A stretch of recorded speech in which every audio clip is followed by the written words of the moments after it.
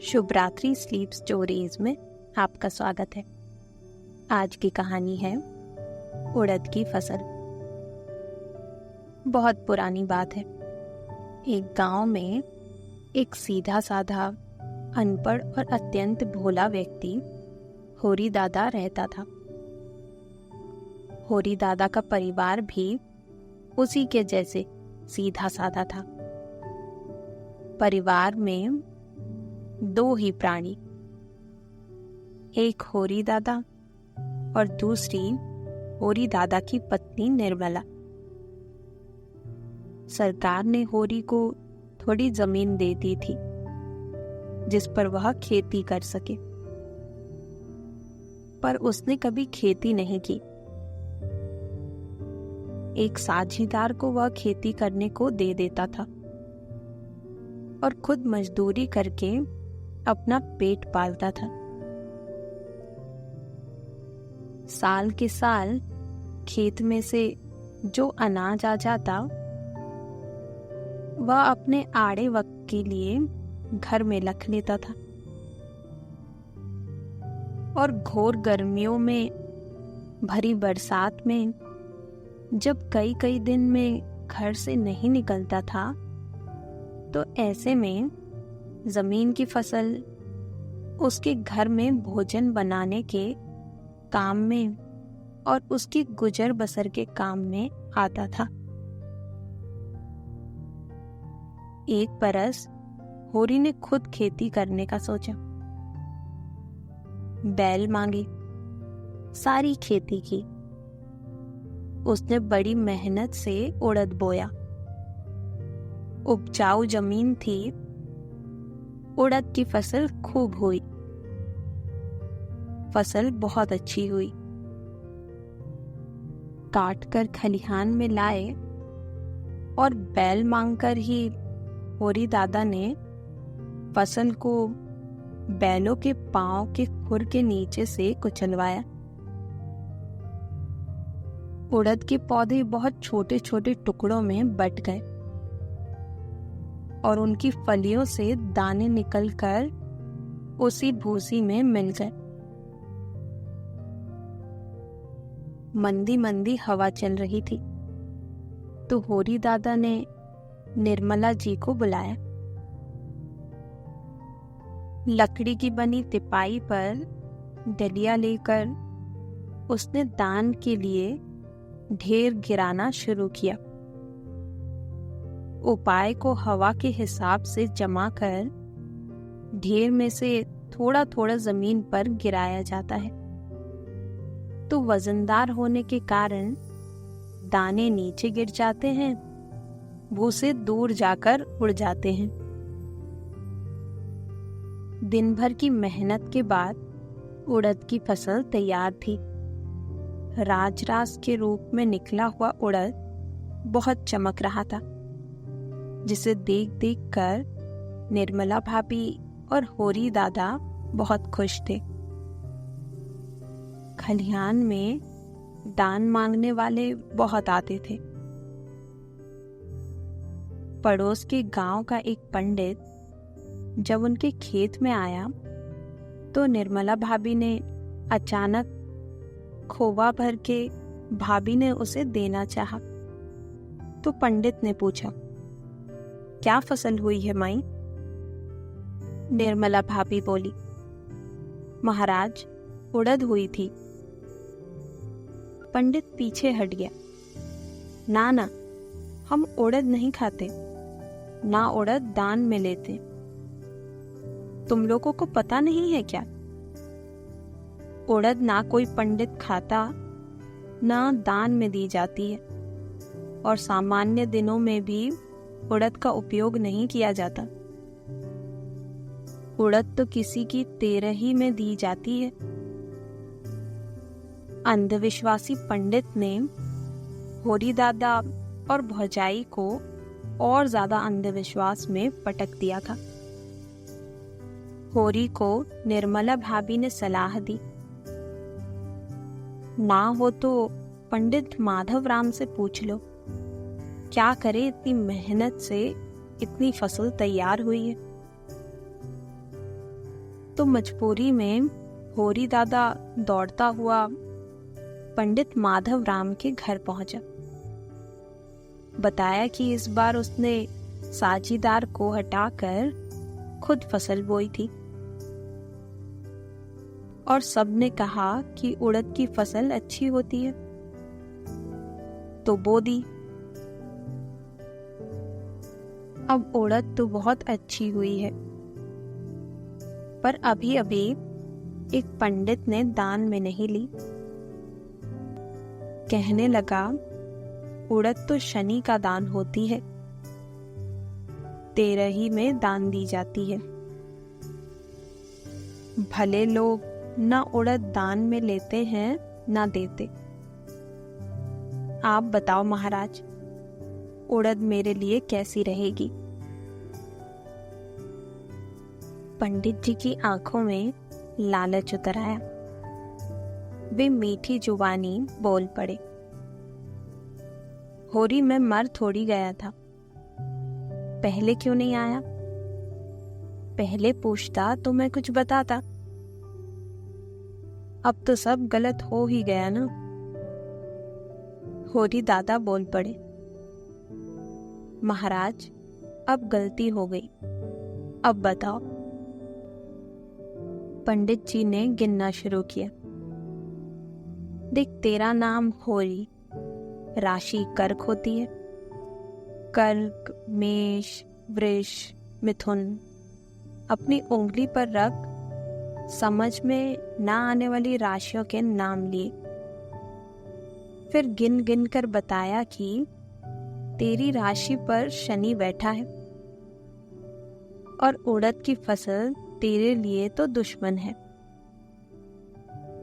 अगर तूने एक दाना भी उड़द का खा लिया तो समझ ले कि भगवान ही मालिक है। उड़द खाते ही मर जाएगा। आगे तू जाने तेरा काम। होरी, महाराज अब बताओ। माधव राम चिल्लाए, जो उसको खाएगा वह मर जाएगा, क्योंकि कर्क राशि में उड़द नुकसान करता है। वैसा कर, पूरी उड़द किसी को दान कर दे।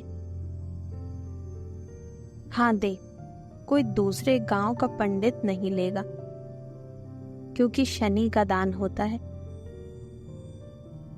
होरी मजबूरी में क्या करता, बोला, महाराज कृपा करो, आप ही मेरे पुरोहित, आपके सिवा किसको दूंगा? अनमने भाव से पंडित ने कहा, वैसे तो मैं शनि का दान लेता नहीं हूं, तेरा संकट अपने माथे लेता हूं। नहीं मानता तो ले आ। होरी ने खेत में बैठी निर्मला को सारा किस्सा कह सुनाया। निर्मला को बड़ा दुख हुआ कि सारे काम छोड़कर उस उड़द को उगाने में मेहनत करते रहे और अब किसी से बैलगाड़ी मांगकर उसमें सारा उड़द भरने का मन नहीं मानता। तो निर्मला भाभी ने एक डलिया भरकर उड़द वहीं छिपा दी। होरी दादा पंडित के यहाँ उड़द देने चले गए, तो जल्दी जल्दी में निर्मला भाभी ने छुपाया हुआ उड़द उठाया और अपने घर में छुपा दिया। बेचारे होरी दादा की किस्मत में मजदूरी करना ही लिखा था। इतनी अच्छी फसल होने के बाद फिर से मजदूरी करने लगे। एक दिन की बात है, होरी दादा अपने ससुराल जाने वाले थे। ससुराल पास के गांव में थी। वो बोले, मैं जा रहा हूं, तो 2-3 दिन आराम से रहना। डरना नहीं। होरी दादा निकले तो निर्मला भाभी ने सोचा कि अब मौका है, अपने हाथ से उगाई गई उड़द दाल का स्वाद तो लिया जाए। सुना है उड़द बड़ी स्वादिष्ट दाल होती है। सुबह से ही निर्मला भाभी ने उड़द की दाल उबलने के लिए रख दी। हांडी में उड़द की दाल खदकती रही और खदकती रही। उड़द की दाल बहुत देर में पकती है। जब निर्मला को पता लगा कि उड़द की दाल उबल गई है, उसने बढ़िया हींग डालकर छोंका लगाया। होरी दादा अपने ससुराल गए थे। वहां पता लगा ससुराल के सब लोग कोई दूसरे गांव चले गए और वहां ताला लगा था। मजबूरी में वो लौट आए। निर्मला भाभी को उड़द की स्वादिष्ट दाल मिली तो सटासट भर पेट खाई और आलस में आकर पांव पसार के सो गई। होरी दादा घर आए तो किवाड़ लगे थे।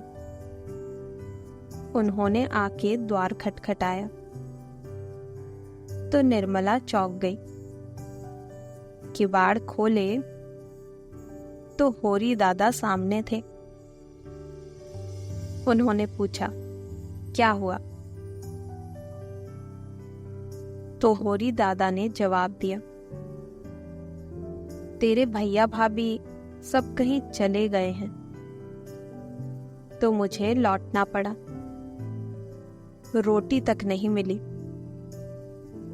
बहुत भूख लग रही है, चल जल्दी से खाना लगा दे। पति को भूखा देख बिना सोचे विचारे निर्मला भाभी ने जल्दी से 8-10 रोटी और थाली भर उड़द की दाल होरी दादा के सामने रख दी। होरी भूख में था, ना रंग देखा न दाल की जाति पूछी और सटासट भर पेट खाने लगा। जब पेट भरा तो वह कहने लगे, आज की दाल बहुत अच्छी है, ऐसी दाल कभी नहीं बनाई तुमने। अब निर्मला भूल गई थी कि पंडित माधवराम ने कहा था, यह दाल तुम बिल्कुल मत खाना, एक दाना भी खाओगे तो तुम्हारी मौत निश्चित है। उनसे रहा नहीं गया।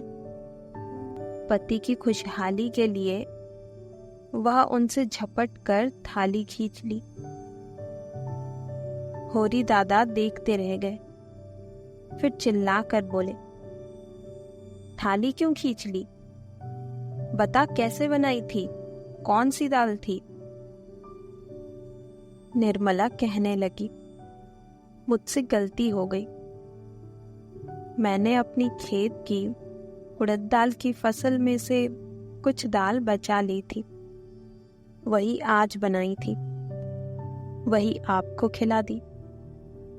होरी दादा के मस्तिष्क में बार बार माधवराम की कही बात ने ढिंडोरा पीटना शुरू कर दिया। होरी, तू एक दाना भी खाएगा तो मर जाएगा। भोला होरी इसी विचार में बहुत परेशान हो गया। सच को तस्दीक करने के लिए वह वहीं लेट गया। सोच रहा था, मेरे पेट में गई है, अब धीरे धीरे मेरे पास मृत्यु का आना शुरू हो जाएगा। पैर फैला लिए और लेट गए और सांस रोकने की कोशिश करने लगी। निर्मला बोली, कैसे लेट गए? उन्होंने कहा, देख मैं तड़प के मरूं, उससे अच्छा है मौत का स्वागत करता हूं। माधवराम ने कहा था, कि उड़द खाओगे तो मौत तो आएगी ही। अब मैं आराम से उसी का इंतजार करता हूँ। उसे ऐसा लेटा हुआ देखकर निर्मला रोने लगी। रोने की आवाज से पड़ोसी आ गए।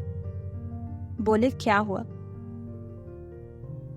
निर्मला रोते रोते बोली, क्या करूं, मेरी मत मारी गई थी। पुरोहित ने मना किया था कि तुम अपनी फसल की उड़द मत खाना, लेकिन मैंने कुछ उड़द छुपा लिए थे, आज गलती से खिला दिए, तो यह तो खाकर ऐसे लेट गए हैं, समझ नहीं आता है क्या करूं। लोग कहने लगे, भाभी जी तुमसे गलती हो गई, अब कुछ करो।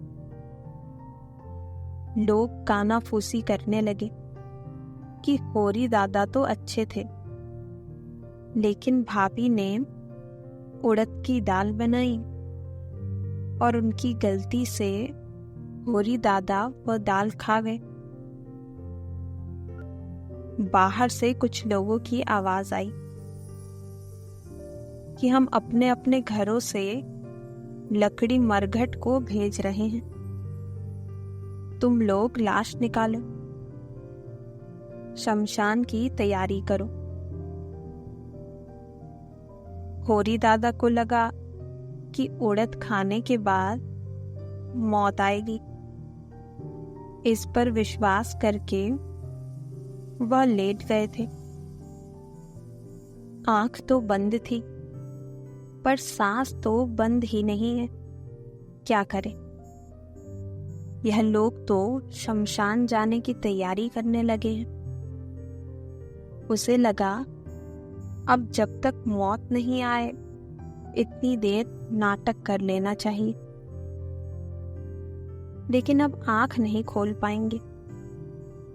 अब अगर खुद से ही मरने का नाटक किया है तो वो आंख कैसे खोले। उन्होंने अचानक ही अपने हाथ और पांव फैला लिए।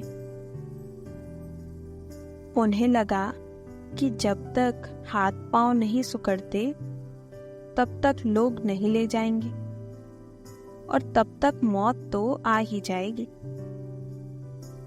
घर के आंगन में से कुछ लोगों की आवाज आई, अब क्या देर करना, लाश ले आओ दो लोग। उसको उठाने के लिए वे लोग भीतर आए तो देखा लाश के हाथ पांव फैल गए हैं और ऐसे में उसे छोटे से दरवाजे से बाहर ले जाना बड़ा कठिन होगा। लोगों ने भीतर से ही आवाज लगाकर कहा, बहुत देर हो गई, लाश के हाथ पांव फैल गए हैं। तो बाहर से किसी बुजुर्ग ने कहा,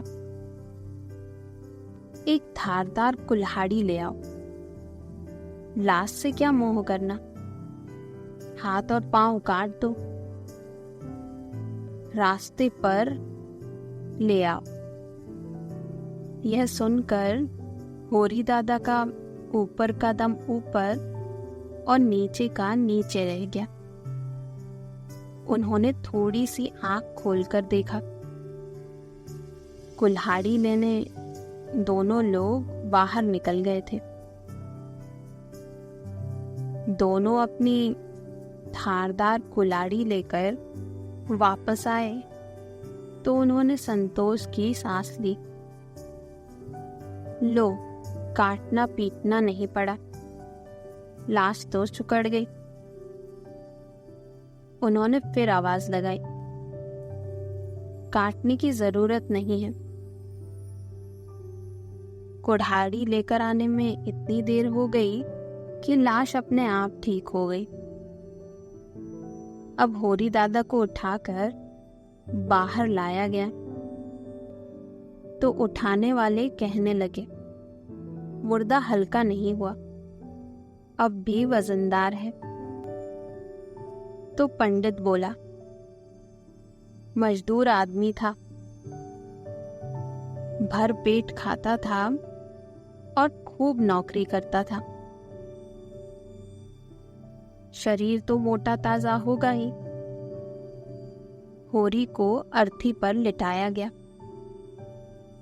कफन उड़ाकर और बांधकर उसे मरघट की ओर ले जाने लगे। होरी कभी आंख खोलकर देखता था और सोचता, यह गलियां, यह दरवाजे, खिड़कियां, यह पड़ोसी अब नहीं दिखेंगे। शमशान में ले जाकर रखा गया तो पंडित बोला कि सुनो गांव वालों, मोटी मोटी लकड़ी लेकर आओ और इसको ठीक से जलाना। अंजला रह गया तो जिंदा भूत बन जाएगा। कुछ लोग गांव की तरफ दौड़कर गए जिससे मोटी लकड़ी ला सकें। अर्थी में जकड़े हुए होरी को मौत तो नहीं आ रही, बता देना चाहिए। पास में कुछ बुढ़े लोग बैठे थे। उसने सोचा, इन बुढ़ों को समझा लूंगा, यह गांव वालों को समझा लेंगे और बाकी लोगों को हाल बता देंगे कि वह मरा नहीं, वह तो जिंदा था। होरी ने अपना हाथ उठाया तो वह हाथ उठा नहीं। फिर उसने मुंह के पास बंधी सुतली को दांत से काटना चाहा, वह भी नहीं कटा। हाथ बाहर निकालने की पूरी कोशिश कर ली। इतनी ताकत लगाने पर वह अर्थी से उठने लगा। ये सब आवाज सुनकर बूढ़े ने देखा, मुर्दा उठकर बैठ गया है और उसने सबको राम राम की और कहा, मैं मरा नहीं हूं, मैं तो जिंदा हूं। एक मुर्दे के मुंह से ऐसी बातें सुनकर बूढ़े लोग जिन्होंने यह सुना वे उठ खड़े हुए और जब तक कि होरी अर्थी की सुतली तोड़ता और खड़ा होता, बूढ़े लोगों ने गांव की तरफ दौड़ लगा दी। अब तो आलम यह था कि जो भी देखता और उसे जिधर रास्ता मिलता वह उधर भाग जाता। गांव के लोग गांव की तरफ भाग रहे थे और पीछे पीछे होरी दौड़ता चला गया, हाथ जोड़ता हुआ। होरी लोगों से कहता, बात सुनो, बात सुनो, मैं मरा नहीं था, मैं मरा नहीं था, मरने का इंतजार कर रहा था। लेकिन लोग कहाँ सुनने वाले थे। एक उसके पड़ोसी अपने घर में घुसे, लेकिन उन्होंने उससे पहले निर्मला जी को यह बताना जरूरी समझा कि होरी तो जिंदा भूत हो गया है, अब वह घर की तरफ आएगा। तुम भीतर से ताला लगा दो और अंदर छुप जाओ। उसने फटाक से किवाड़ लगाए और कुंडी चढ़ाकर दुबक गई। होरी दरवाजे तक आया। बहुत बार दरवाजा खटखटाया और चिल्लाया, लेकिन किसी ने ना सुनी और आखिर रोता रोता वहीं बैठ गया। तब मोहल्ले के हर घर से कुछ लोग तलवार लेकर और कुछ लोग डंडा लेकर बाहर निकले और बोले, भूत मरघट में जा, यहाँ बैठेगा तो हमारे द्वारा मार दिया जाएगा। डरा हुआ होरी वापस मरघट की ओर चला गया। अपने ही कफन को ओढ़कर उसने बदन पर लपेट लिया। मरघट के पास एक नदी थी। होरी को पहले कुछ समझ नहीं आया। तो उसने स्नान किया और फिर चिता में डले हुए मखाने और दूसरी चीजें खाई। फिर वहीं झोपड़ी के पास में एक पेड़ के नीचे बैठ गया। फिर यही हुआ कि वह नदी के किनारे रहने लगा। ऊपर से वह पेड़ से फल खा लेता था, कुछ नहीं मिलता था तो घास की जड़ खा लेता था, नदी का पानी पीता था, कभी नदी से मछली पकड़ लेता और ऐसे वह अपना जीवन यापन करने लगा। कुछ दिन बाद गांव में एक अंग्रेज दरोगा दौरे पर आया। उसने गांव के लोगों को जमा किया। बड़ी कठिनाई से लोग जमा हुए। लोगों ने कहा कि इस गांव में ना तो हम लगान दे पाएंगे, ना हम कोई कर दे पाएंगे, क्योंकि हमारे गांव में एक जिंदा भूत आया है। वह कभी मुख्य सड़क की तरफ आता जाता रहता है तो कभी गांव के चक्कर लगाता है। हम लोग डरे डरे घर में बंद रहते हैं। हमारे खेत जो मरघट के पास है, वहां ना कोई खेती कर पा रहा है और ना कोई व्यापार। वो बंजर होती जा रही है। यह सुनकर अंग्रेज दरोगा बहुत हंसा। अंग्रेज दरोगा कहने लगा कि तुम लोग डरपोक हो। जिंदा भूत क्या होता है, मैं देखता हूं, चलो। आज वही नदी पर नहा लूंगा और देख लूंगा कौन सा जिंदा भूत है। उसने गांव के नाई को बुलाया और धोबी को बुलाया और खाना बनाने वाले कुछ लोगों को लिया। अपने घोड़े को लेकर वह नदी किनारे पहुंचा, जहां उसे पता लगा कि होरी झोपड़ी में रहता है।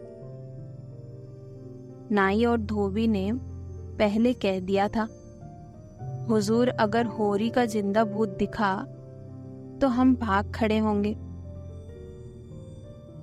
अंग्रेज दरोगा बोला, मेरे होते हुए कोई होरी वोरी नहीं आएगा। नदी के किनारे अंग्रेज ने घोड़े को पांव से खूंट पर बांध दिया। दोनों आगे पीछे के पांव को खूंट से बांधकर मैदान में छोड़ दिया। नाई ने साबुन लगाया और दरोगा जी की दाढ़ी बनाने लगा, लेकिन वह टेढ़ी नजरों से नदी की तरफ देख रहा था। दरोगा खुद से झोपड़ी में देख कर आया था, जो कि खाली पड़ी हुई थी। उधर धोबी दादा ने कपड़े लिए और नदी के पानी से धोने लगे। होरी दादा उस दिन नदी के उस पार के जंगल में अपने लिए भोजन की तलाश में थे। उन्होंने वहां से देखा कि आज कुछ लोग झोपड़ी में हैं। अरे, वर्दी पहने दरोगा जी भी हैं। अब उसे लगा कि अब सही बात है। मेरी सच्चाई गांव वाले तो नहीं समझे, यह दरोगा जरूर समझ जाएंगे। मैं इन्हें अपनी बात बताता हूं। उन्होंने सोचा, अंग्रेज दरोगा समझदार होता है, यह भूत वूत नहीं समझता। मैं इनको ही जाकर बताता हूं, यह समझ लेंगे तो ठीक रहेगा, क्योंकि अब सर्दी का मौसम आने वाला है। मैं यहाँ कहाँ समय काट पाऊंगा। यह सोचकर ही नदी पार के जंगल से उन्होंने नदी में छलांग लगा दी। और तैरते हुए नदी के उस पार बढ़ने लगे। नदी में कूदने की आवाज आई। धोबी काका खड़े हो गए। उन्होंने देखा कि सामने लंबे चौड़े बाल वाला होरी दद्दा चला आ रहा है। वो चिल्लाए, हुजूर, होरी दादा का भूत। उधर नाई ने देखा, सच में होरी है। दोनों ने कहा, देखो दरोगा साहब, हमने बोला था होरी आएगा तो हम भाग जाएंगे। अब दरोगा ने देखा कि नदी से तैरता हुआ होरी दादा उसी की तरफ बढ़ने लगा है। उसे देखकर दरोगा को लगा होरी दादा का सच में भूत है। वो भागकर घोड़े के ऊपर बैठ गया और उसे चाबुक मारने लगा। घोड़े को आगे बढ़ने का इशारा मिला, पर घोड़ा खूंट से बंधा हुआ था। वो नस्ल का अच्छा था। अपने सवार की इच्छा जानकर उसने पूरी ताकत लगाई और खूंटे से रस्सी उखाड़ ली। लेकिन रस्सी खूंटे को साथ लेकर उखड़ी। अब घोड़े ने दौड़ना शुरू किया। घोड़ा सीधा शहर की ओर दौड़ रहा था। उसका दायां पांव पीछे को उठ के आता तो दाएं तरफ की पिछाड़ी की रस्सी और खूंटा दरोगा जी की पीठ पर लगता और बाएं तरफ का पिछला पैर आता तो बाएं तरफ की पिछाड़ी पर खूंटा सिर में लगता। दरोगा जी समझते हुए कि यह होरी का भूत है। बार बार, होरी, मैं तेरे घर से जा रहा हूँ, होरी तेरे घर गलत आ गया था, माफ कर दे, चिल्लाते रहे। घोड़े के दोनों पैरों पर लगी खूंटे से बार बार टकराकर दरोगा लहूलुहान हो गया।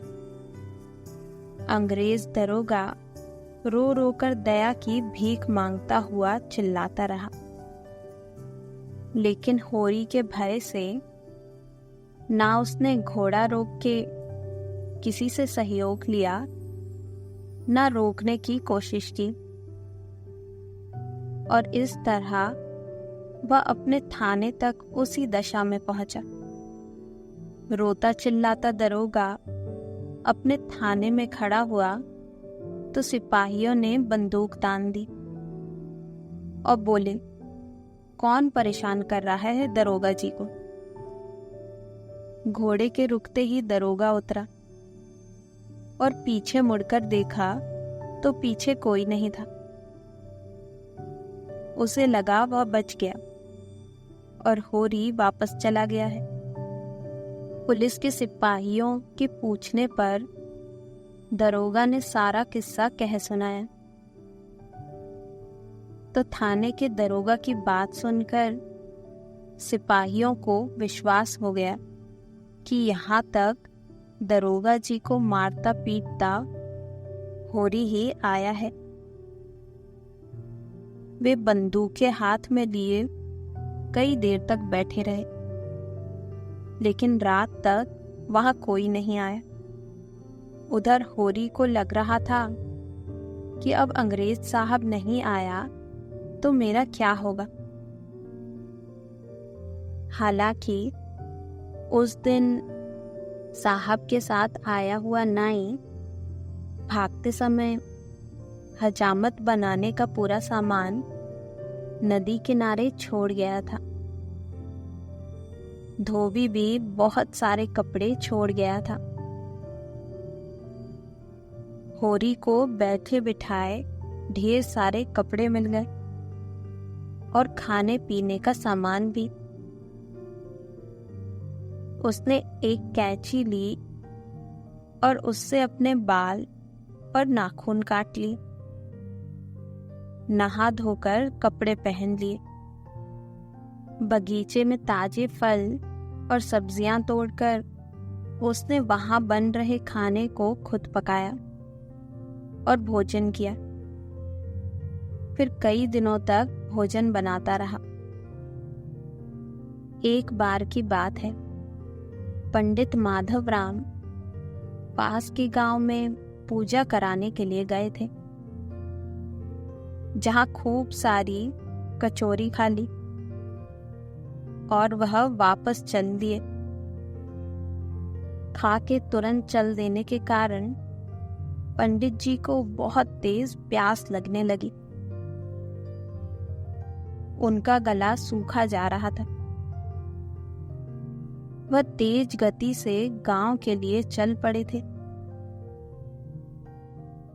नदी तक आते आते उनकी हालत खराब हो गई। उन्होंने यह ध्यान नहीं दिया कि वह मरघट का किनारा है, और यह भी ध्यान नहीं दिया कि यह तो जिंदा भूत होरी का इलाका है, और नदी किनारे पानी पीने लगे। एक पेड़ पर होरी बैठा हुआ यह नजारा देख रहा था। इस वक्त अच्छा मौका है। वह लपक कर नदी किनारे पहुंचा और जोर जोर से दहाड़ा, पंडित माधवराम, अब तू मेरे अड्डे में आया है। नदी में पानी पीते पंडित ने होरी को देखा तो उसे काटो तो खून नहीं। पंडित जी की जान सूख गई। रोते हुए बोला, होरी भाई, तू तो मेरा जजमान था, मैंने तेरा क्या बिगाड़ा? दादा ने कहा, सब कुछ तो तूने ही बिगाड़ा। तुझे पता था कि उड़द दाल के खाने से कोई नहीं मरता, और तूने कहा मैं उड़द खाऊंगा तो भूत बन जाऊंगा। तूने मेरे जैसे सीधे आदमी की जिंदगी खराब कर दी। अब देख, तू भूत बनेगा, पानी में ही डूबकर मर जाएगा। मैं तुझे ऊपर नहीं चढ़ने दूंगा, या फिर आजा, हम दोनों यही जिंदा भूत बनकर रहेंगे। पंडित रोने लगा, मुझे छोड़ दे बेटा, चल मैं गांव ले चलता हूं तुझे। मैं गांव में बताता हूं कि होरी जिंदा है और वह भूत नहीं है, तू सच में जिंदा है। होरी दादा बोले, पंडित तुम्हें शंका हो तो तुम भी खत्म कर लो। देख लो, झाड़ियों में छिलने की वजह से मेरे हाथ पांव से भी खून निकल रहा है। भूत प्रेत के कोई खून नहीं निकलता। देखो, मेरी दाढ़ी मूछ भी बन गई है, और उधर दरोगा के छोड़े हुए कपड़े भी पड़े हुए हैं। नाई के लाए हुए उस्तरे से मैंने अपनी दाढ़ी बना ली है। पंडित को अब विश्वास हो गया। उसने वहीं हाथ जोड़कर कहा कि आज से तू मेरा धर्म का बेटा हुआ, मैं तेरा धर्म का बाप हुआ। अब मैं सौगंध लेता हूं कि जब तक तुझे गांव में नहीं बसा दूंगा, चैन से नहीं रहूंगा। तेरी जिंदगी दोबारा ठीक नहीं करूंगा, तब तक मैं रुकूंगा नहीं। होरी ने पंडित को निकलने दिया। फिर पंडित ने होरी का हाथ पकड़कर गांव की तरफ चलने के लिए कहा। पहले तो लोगों ने देखा और विश्वास नहीं किया, चिल्लाते हुए भागने लगे। पर पंडित ने सबको रोका। माधवराव पंडित का गांव में बड़ा सम्मान था। उन्होंने सबको बुलाया और यह बताया क्योंकि यह भूत नहीं था, यह तो जिंदा था। मैंने इसे मंत्र पूजा से ठीक कर दिया है। अब से यह अपने घर में पहले जैसा रहेगा। सब लोग इसे पहला जैसा ही मानो। सबसे पहले निर्मला भाभी के द्वार खुल गए। होरी को आराम से घर भेजा गया। तब धीरे धीरे करके गांव में होरी दादा अपनी पुरानी जिंदगी जीने लगे। लेकिन फिर भी कभी कभी लोग उन्हें चिढ़ाते थे। होरी दादा, तुम जिंदा भूत से जिंदा आदमी बन गए। वो बोलते, माधव राम का एहसान मानो। मुस्कुराते हुए होरी दादा बोलते थे, मैं क्यों उनका एहसान मानूं? उन्हें मेरा एहसान मानना चाहिए कि मैंने उन्हें जिंदा भूत नहीं बनाया।